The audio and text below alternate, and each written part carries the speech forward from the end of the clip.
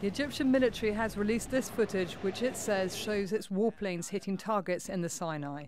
It's part of its crackdown on suspected fighters after Friday's devastating attack.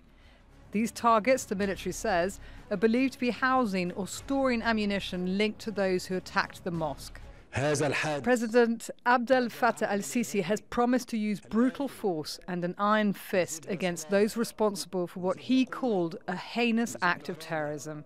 He also declared 3 days of national mourning. This is the worst attack in Egypt's recent history. Apart from the devastating loss of life, people here are feeling angry too. I, before anything, fault our leadership, because our leaders haven't taken decisive decisions with these people. Why? Because this isn't the first time this has happened, and it's in a mosque. That's serious.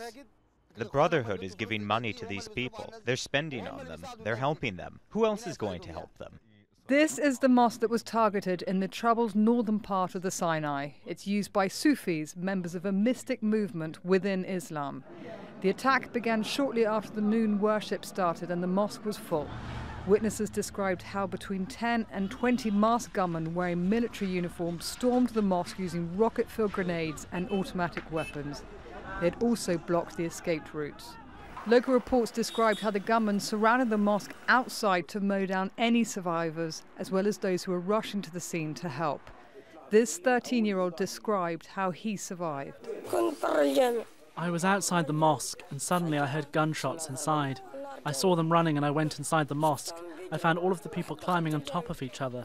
They were trying to get out of the mosque because they were afraid, and I was trying to get out, and a bullet entered my leg. No one has claimed responsibility for the attack, but immediate suspicion has fallen on a local ISIL-linked armed group. Analysts say the heavy-handed military response could potentially lead to more unrest.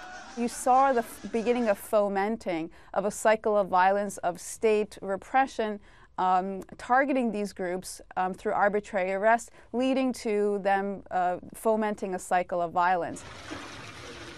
Meanwhile, the president has launched a thorough investigation as the families of the victims gather to bury their dead.